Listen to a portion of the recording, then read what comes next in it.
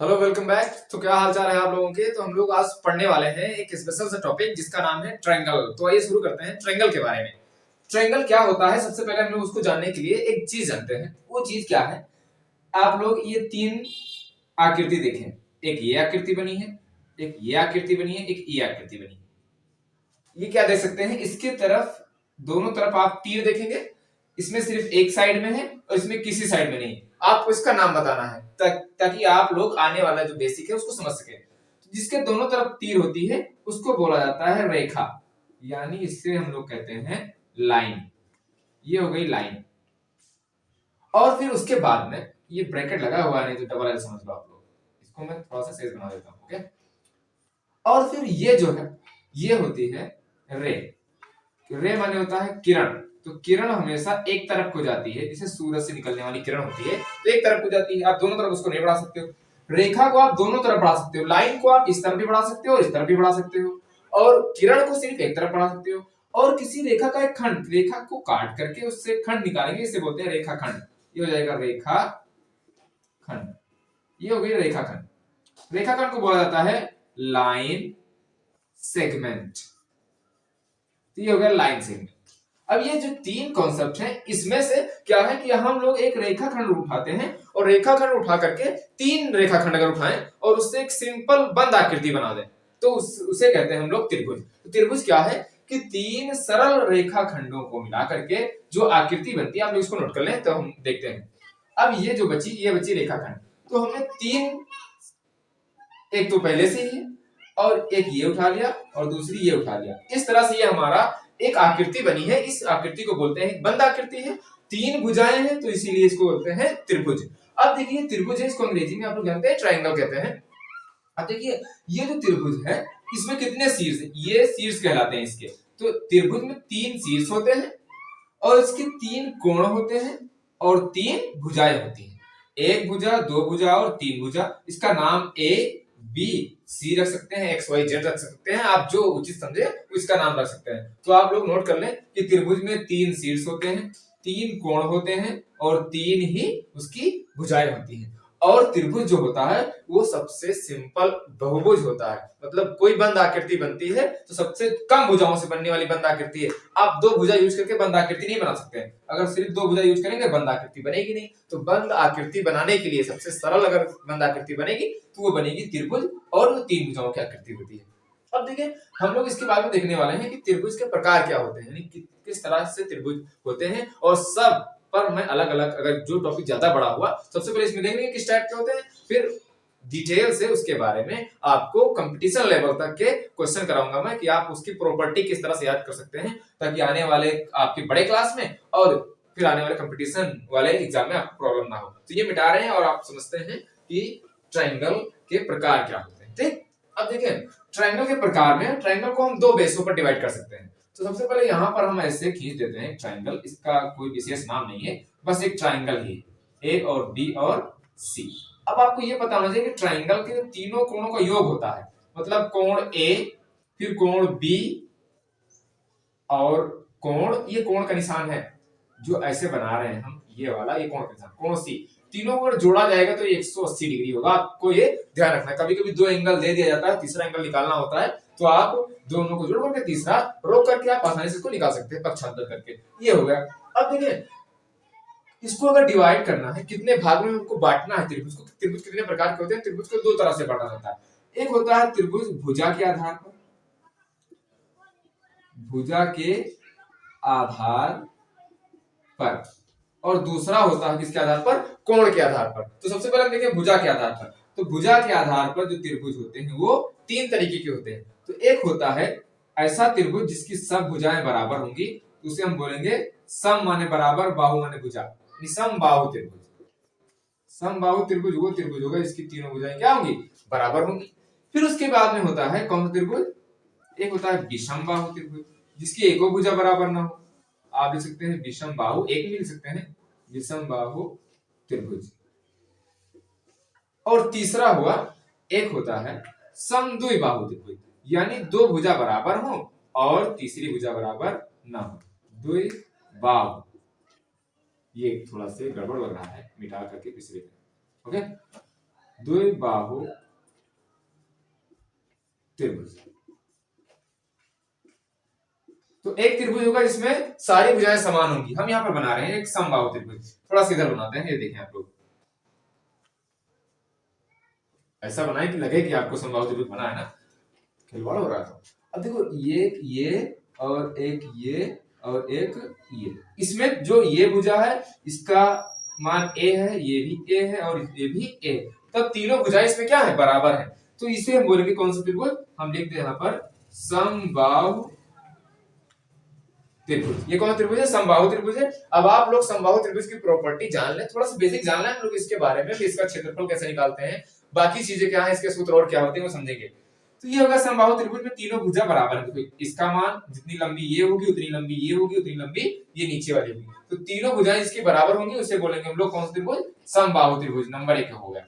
अब देखिए समबाहु त्रिभुज में जो कोण भी तो होंगे, तो अगर भुजा बराबर होंगी, तीनों भुजा बराबर है, तो इसके कोण भी तीनों बराबर होते हैं। तो जितना कोण ये होगा उतना ये होगा, इतना ये होगा। अब देखें आप लोग कि त्रिभुज के तीनों कोणों का योग 180 होता है, तो अगर तीनों कोण बराबर हैं तो मान लेते हैं ए वाला भी x है, बी वाला भी x है और सी वाला भी x है, तो तीनों को जोड़ेंगे तो 180 हो जाएगा।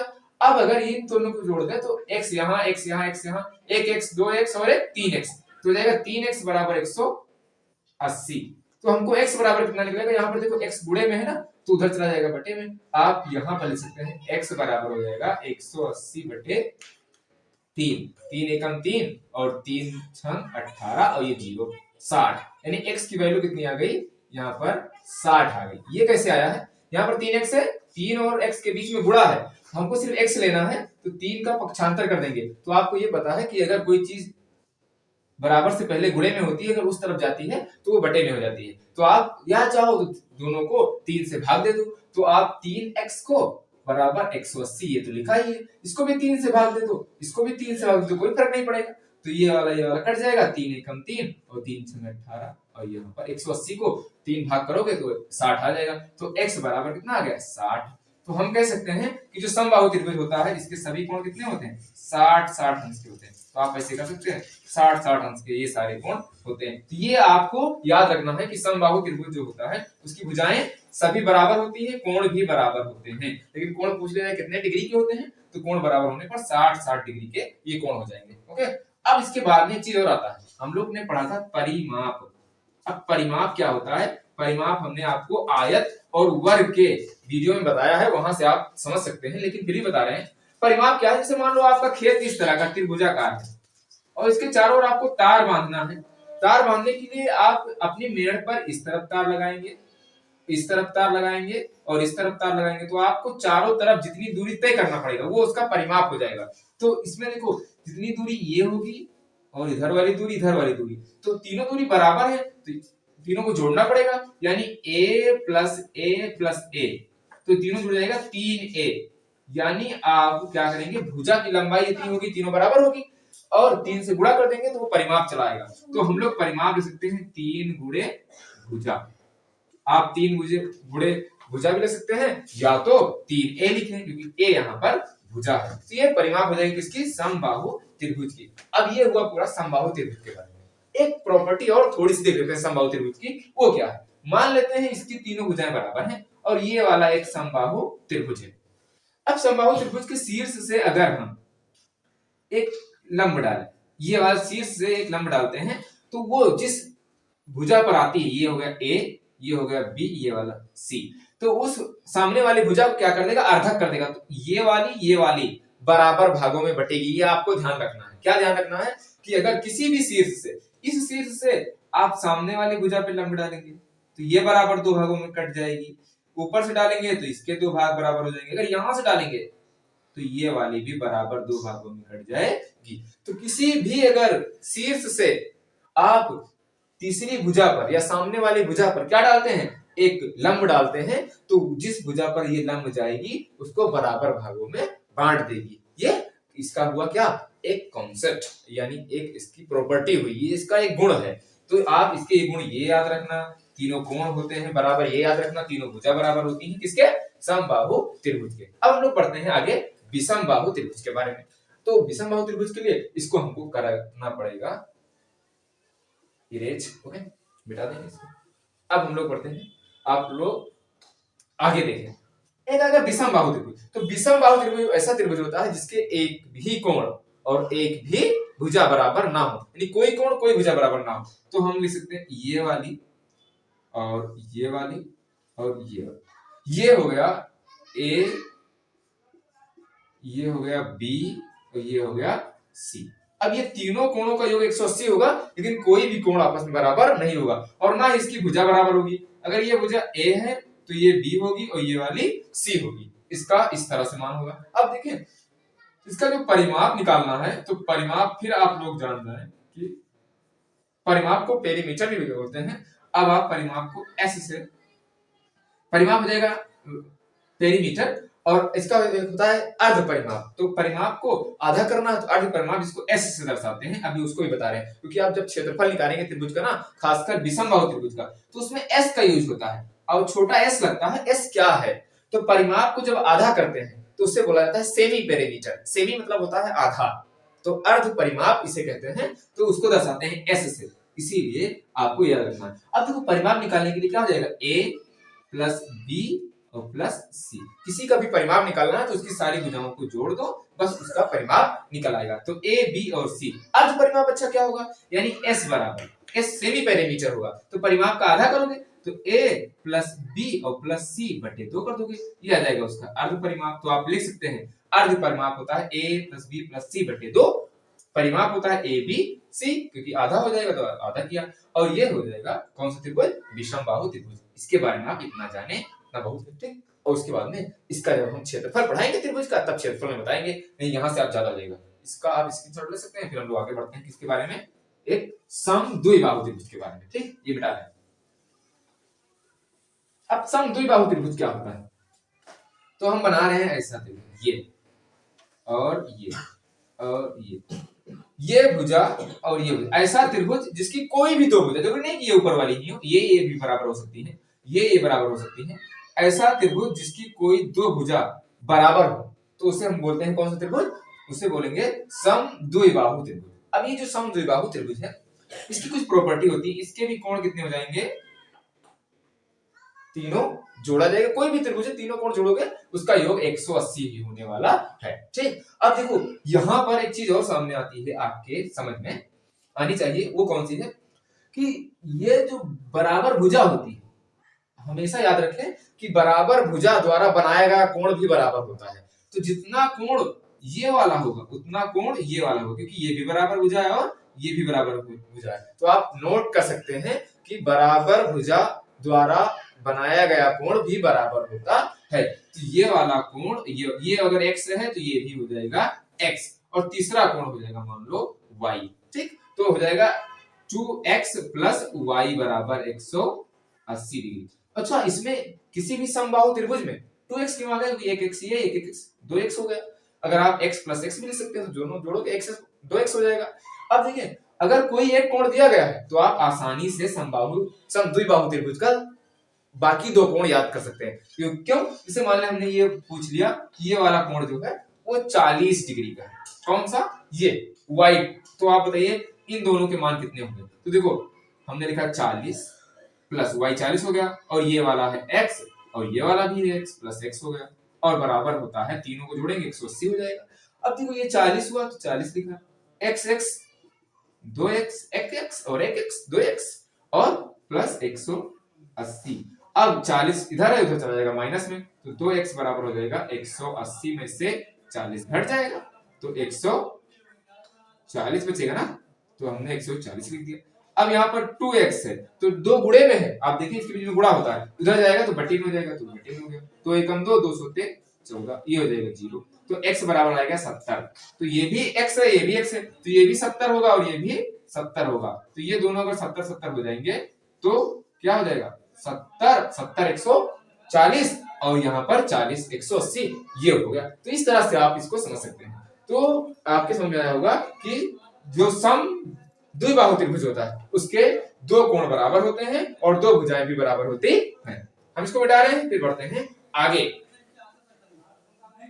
अब आगे देखने के लिए हम लोग ये भुजा के आधार पर अभी तक देख रहे थे, अब इसके बाद में देखने वाले हैं किसके आधार पर, अब हम त्रिभुज को देखने वाले हैं कोणों के आधार पर। किसके आधार पर?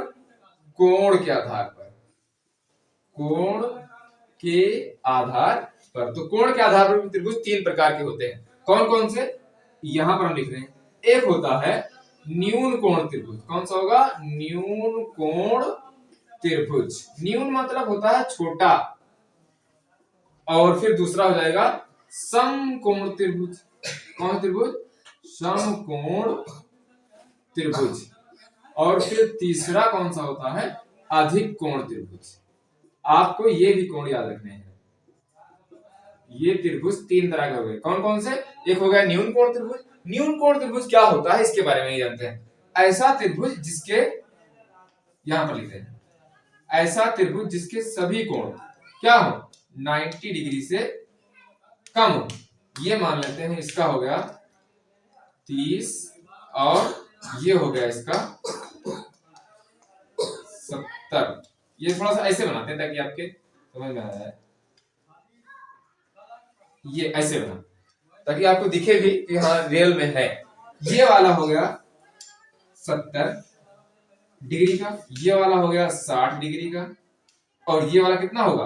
अब आप देखें 70 और 60 कितना होता है? 130। 70 60 130, और ये हो जाएगा कितना? 50 डिग्री का। तो ये तीनों हो जाएंगे कितने? तीनों जोड़ोगे 180। देखो सभी कोण 90 से कम है कि नहीं कम है?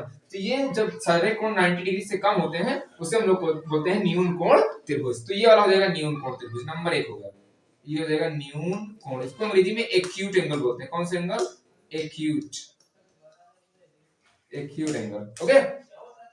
अब फिर उसके बाद में आता है नंबर 2, समकोण त्रिभुज। समकोण त्रिभुज ऐसा त्रिभुज होता है जिसका एक कोण 90 डिग्री का, दो कोण 90 से कम होते हैं। अब देखिए यहाँ पर एक ये जो होगा ये 90 का हो जाएगा। मान लो ये 90 का हो गया, और फिर ये वाले दोनों 90 से कम होंगे।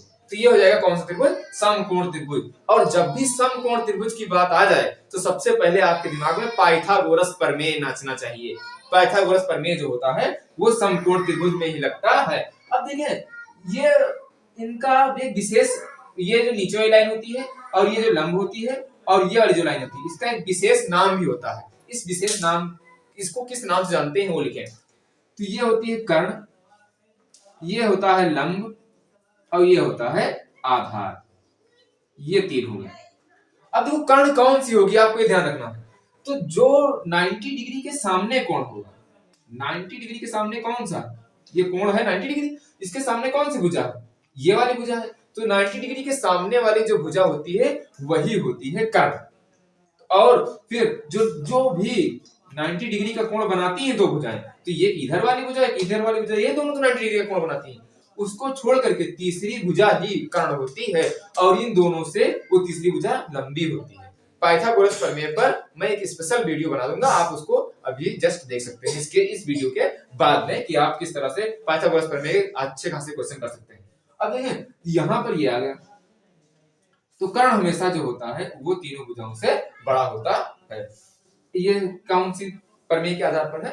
ये पाइथागोरस प्रमेय के आधार पर है, जो हम लोग आगे देखने वाले हैं। ठीक। अब उसके बाद में हम लोग पढ़ते हैं अधिक कोण त्रिभुज के बारे में। अधिक कोण त्रिभुज क्या होता है? ऐसा त्रिभुज जिसका एक कोण 90 डिग्री से ज्यादा हो। आप इस तरह से बना सकते हैं, ऐसे बना दें, और फिर ऐसे कर सकते हैं, और फिर ऐसे कर सकते हैं। ये वाला जो है 90 से ज्यादा दिख रहा है आपको, मान लो 140 का हो गया, तो ये वाला मान लो 30 का हो गया, और ये वाला मान लो 10 का हो गया। तो इस तरह से ये हो गया कौन सा? ये बोलेंगे हम लोग अधिक कोण त्रिभुज। अधिक कोण त्रिभुज। अधिक कोण त्रिभुज क्यों हुआ? क्योंकि एक कोण इसका 90 डिग्री से ज्यादा है। तो ये है कुछ बेसिक। इसके बाद में हम लोग एक एक त्रिभुज पर डिटेल से पढ़ने वाले हैं, ताकि आप लोगों को क्वेश्चन करने में कोई प्रॉब्लम ना हो। तो आज के लिए इतना ही। Thank you for joining us.